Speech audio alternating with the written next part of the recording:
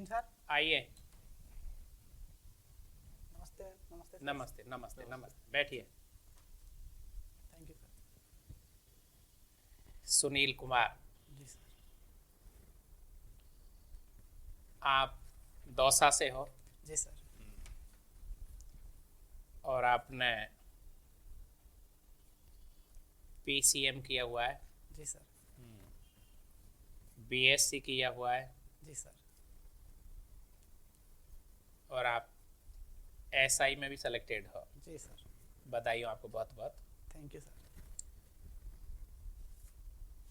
सुनील जी, आप का नाम सुनील रखा है, बहुत अच्छा नाम है। इसका अर्थ क्या है? जी सर, सुनील का अर्थ होता है वेरी डार्क ब्लू, गहरा नीला अर्थ होता है सर इसका। सर ये हो तो गया, लेकिन ये नाम किस लिए रखा है?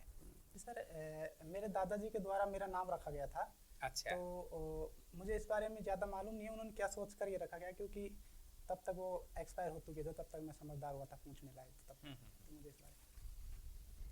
आपका फील्ड इंजीनियरिंग का है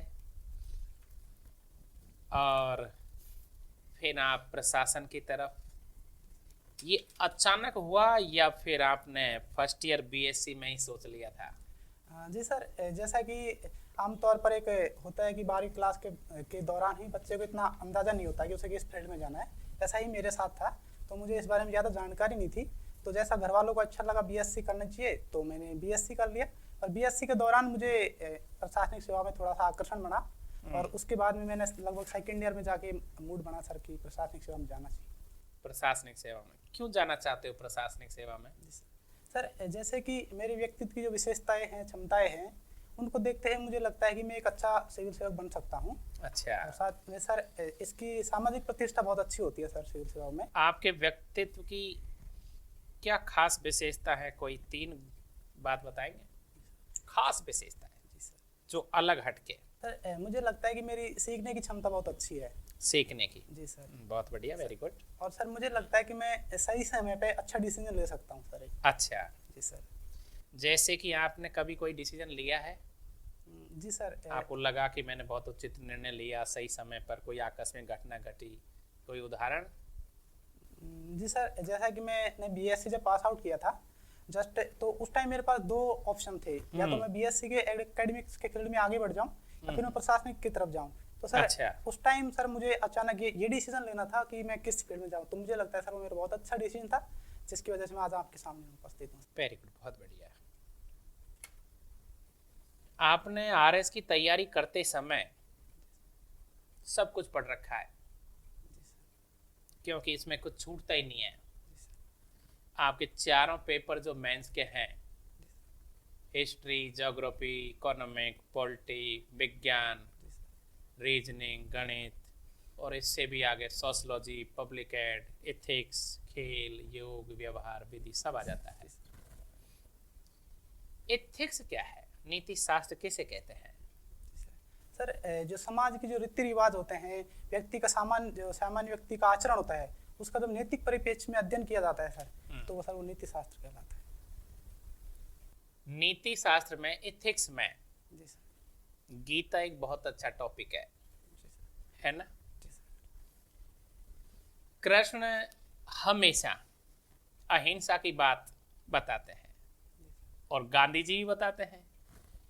गांधी जी आपका प्रिय टॉपिक भी है। जी सर। गांधी तो यहां तक कहते हैं कि मन, वचन और कर्म से सोचना ही हिंसा है, ऐसा ही गीता कहती है। जी सर। लेकिन दोनों ही जगह पर एक समय ऐसा आता है कि गांधी जी कहते हैं कि डू और डाई, करो या मरो। दूसरी तरफ जब देखते हैं कि अहिंसा का पाठ पढ़ाने वाले भगवान श्री कृष्ण, गांडीव उठाइए अर्जुन और धनुष चलाइए। जी सर। तो थोड़ा सा आपस में हिंसा और अहिंसा जो है, इसके बारे में आपका क्या नीति शास्त्र है? सर, मेरा मानना है कि निश्चित रूप से हिंसा को मैं हिंसा के ऊपर वरीयता देता हूँ, और जैसा कि गीता में कृष्ण के परिप्रेक्ष्य में बात की जाए या गांधी जी के परिप्रेक्ष्य में बात की जाए, तो जैसा देखा जाता है कि जिस समय गांधी जी ने एक डू और डाई की बात कही थी, तो उस टाइम में ऐसे हालात थे देश में कि वो करना उचित था। तो उस वजह से तो ही क्या गांधी चाहते थे कि हिंसा उतार हो जाओ? नहीं सर, गांधी जी ने इस संदर्भ में नहीं कहा था। इस संदर्भ में कहा था? किस संदर्भ में कहा था? जी सर, उनका मानना था सर कि अंग्रेजों के ऊपर इस तरह से रणनीति बनाकर थोड़ा दबाव बनाया जाए, जिससे थोड़ा सा ऐसे उग्र आंदोलन करने का उनका कोई विचार नहीं था, हिंसा फैलाने मतलब एक तरह से उनकी रणनीति थी। का। जी सर, उनका ये मतलब था कि हिंसा नहीं होनी चाहिए, पर अंग्रेजों पर प्रेशर में दबाव बनाना चाहिए सर अंग्रेजों पर। अच्छा अच्छा। और यहाँ श्री कृष्ण का क्या था? जी सर, श्री कृष्ण का माफी चाहूंगा सर। कोई बात नहीं, कोई बात नहीं, कोई बात नहीं। दौसा जो है खादी के लिए जाना जाता है, जी सर। कोई खास बात? जी सर, खादी सर जो प्रथम स्वतंत्रता से वो दिवस था, उसके दौरान लाल किले पे जो खादी जो झंडा फहराया गया था सर, तिरंगा, वो दौसा में ही निर्मित था सर। अच्छा। और अभी कोई खास दौसा के आसपास खादी के उद्योग हैं या छोटे मोटे वस्त्र बनते हैं, दरिया टाटपट? बिल्कुल सर, जैसे अलूदा गांव में सर आज भी खादी ग्रामोद्योग है। अच्छा। गीजगढ़ में भी सर खादी का ग्रामोद्योग है। और साथ में सर जो लवाण है सर, वहाँ पे भी सब दरिया बनती है सर। आपके जिले के कोई 2 पर्यटन स्थलों के नाम बताओ। सर चांद बावड़ी और सर मेहंदीपुर बालाजी। चांद बावड़ी और मेहंदीपुर बालाजी। आप कभी गए हो चांद बावड़ी? जी सर। क्या विशेषता है चांद बावड़ी की? जी सर, चांद बावड़ी एक वर्गाकार आकार में है, जिसके तीनों तरफ से कलात्मक सीढ़ियां है सर। अच्छा। और जो लगभग 19.5 मीटर गहरी है, जिसमें लगभग 3500 सीढ़ियां बनी हुई है। और इसमें सर ऐसा जैसे किंवदंती है कि इसमें एक सुरंग है जो गांव के बाहर तक जाती है। अच्छा। और एक बार इसमें एक बारात भी समा गई थी, ऐसा जनश्रुति के अनुसार ऐसा कहा जाता है। जनश्रुतियां हैं ये तो। जी सर, बिल्कुल। आप क्या कहना चाहोगे? जी सर, मेरा मानना है कि सर हो सकता है कि कभी कोई बारात में 1 या 2 व्यक्ति घुसे अपनी जो जिज्ञासा को पूरा करने के लिए उस सुरंग में चले गए और पीछे से कोई पत्थर वगैरह उसके लग गया हो, दस गई हो, तो सर हो सकता है 1 या 2 व्यक्ति उसमें रह गए हो। सुनील जी, आपका सिलेक्शन हो चुका है एसआई में। जी सर। वैसे तो आपका सिलेक्शन अच्छा है कि आरएस में हो, आरपीएस में हो, लेकिन यदि अलाइड सर्विस में एक्साइज, जेसीटीओ, आबकारी जो समकक्ष हैं, इंस्पेक्टर जो पोस्ट हैं, तो आप क्या निर्णय करोगे? आरएस में ज्वाइन करोगे या पुलिस विभाग में ज्वाइन करोगे? जी सर। सर जैसा कि इस बार मेरे मेंस के पेपर बहुत अच्छे हुए हैं, अच्छा। तो मुझे पूरी उम्मीद है कि मैं सेलेक्ट अच्छी पोस्ट पे ही हो जाऊंगा। फिर भी अगर मैं नहीं हो पाता हूँ, मुझे अलाइड सर्विस में मिलती है सर, तो मैं सिर्फ तहसीलदार सर्विस पे ही ज्वाइन करूंगा। उसके बाद में मैं देखूंगा कंपैरिजन करके कि सभी मेंस के पेपर आपके बहुत अच्छे हैं। आपके 4 पेपर है मेंस एग्जाम में। मेंस एग्जाम के जो तीसरा पेपर है उसमें क्या क्या विषय आते हैं? जी सर। थर्ड पेपर में उसमें सर पब्लिक एडमिनिस्ट्रेशन आती है, एक राजनीतिक विज्ञान आती है, उसके साथ में एक ऑडिटर अकाउंटिंग सब्जेक्ट है वो आती है, एक मैनेजमेंट आता है, एक साइकोलॉजी आती है। क्या मैं इसको मेरी तरफ से दोबारा रिपीट कर सकता हूँ कि मेरे हिसाब से तो पॉलिटिकल साइंस और पब्लिक एड के अलावा थोड़ा सा मैं तीनों कोई बात नहीं, कोई हो जाता है। खेल है, विधि है, व्यवहार है ना? तो यहाँ योग भी है, आपके थर्ड पेपर में योग भी आता है। तो योग से संबंधित प्राचीन काल में जहां से हमारे देश में योग की उत्पत्ति हुई है, तो योग दर्शन के प्रणेता कौन है? जी सर, 1 मिनट ले सकता हूँ? हाँ हाँ, बिल्कुल बिल्कुल, आराम से। जिनके नाम पर बहुत बड़ा आज कोई संगठन भी है, कोई पीठ भी है, और उनके नाम पर योग देश में बहुत बड़ा प्रचलित नाम है। कोई बात नहीं, आराम कोई बात नहीं। आयुर्वेद के बारे में मालूम है कुछ आपको? जी सर, पढ़ा हुआ है सर, मेंस में थोड़ा जानकारी है। हमारा देश प्राचीनता से आयुर्वेद में बहुत आगे रह चुका है। उसके बारे में आइडिया है कुछ आपको? जी सर, आयुर्वेद के में जैसे प्राचीन काल में भारत में जैसे चरक, जिन्होंने चरक संहिता लिखी थी, सुश्रुत है सर, उनके जो सरल क्रिया जो उदाहरण देखने को मिलते हैं सर, वो वाकई में बताता है कि भारत आयुर्वेद में प्राचीन समय से काफ़ी आगे रहा है सर। ठीक है। जीडीपी क्या होता है? जी सर, जीडीपी एक देश में वहाँ के निवासियों के द्वारा उत्पादित अंतिम वस्तुएं और सेवाओं के मूल्य को कहा जाता है सर। तो सपोज आज कोई जापान की एक कंपनी है, वो आके हमारे यहाँ पर कार बना रही है, तो उसका जो प्रोडक्शन है और जो सर्विसेज है और जो प्रोडक्ट्स है वो सब हमारे उसमें माना जाएगा या नहीं माना जाएगा, क्योंकि वो तो जापान की कंपनी है?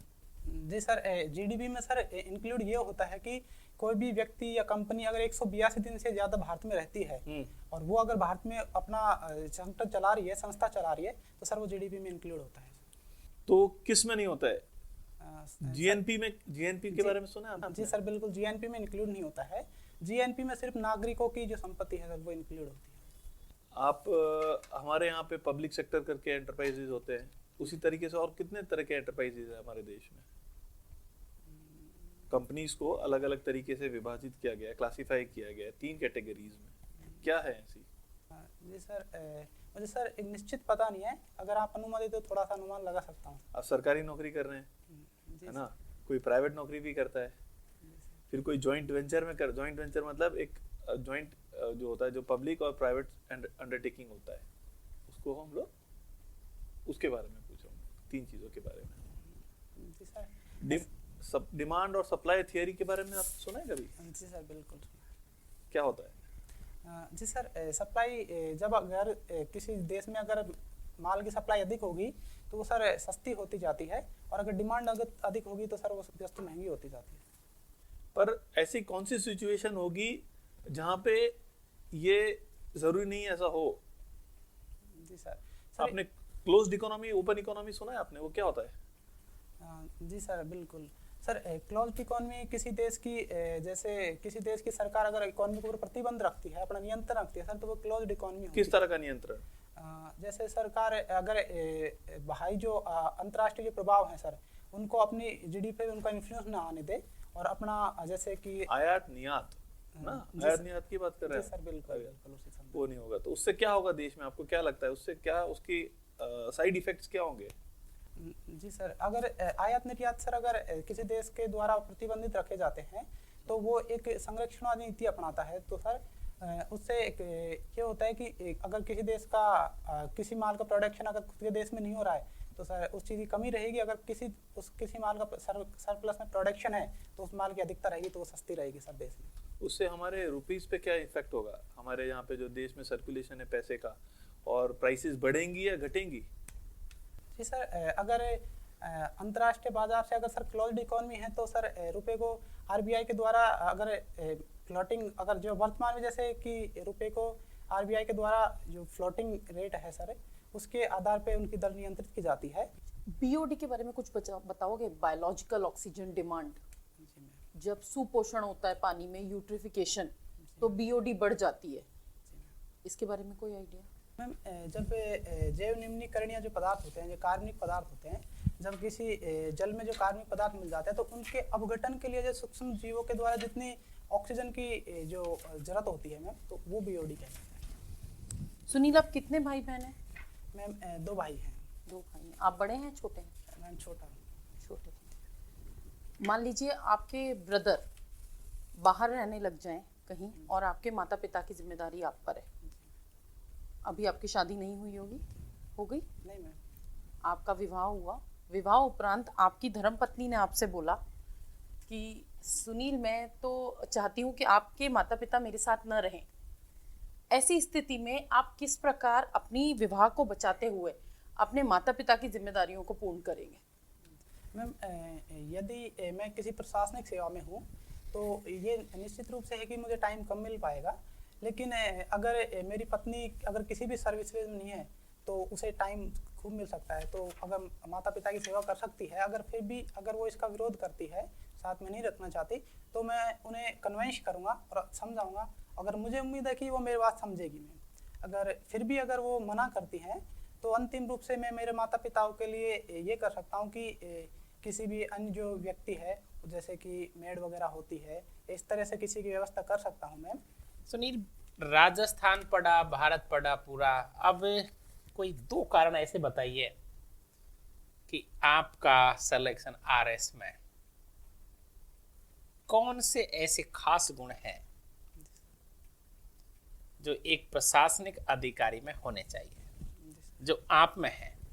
बिल्कुल सर, जो सर निर्णय की क्षमता सर एक प्रशासनिक अधिकारी में बहुत जरूरी है, तो मुझे लगता है मेरे अंदर है सर। और दूसरा सर, मुझे लगता है कि मैं मेरे कार्यों की पूर्ण जिम्मेदारी लेता हूँ, और जो कि एक जवाबदेहिता तय करती है सर, एक प्रशासनिक अधिकारी में होना बहुत जरूरी है। आप इंजीनियर बड़े अच्छे बन सकते थे, लेकिन प्रशासन का निर्णय लिया।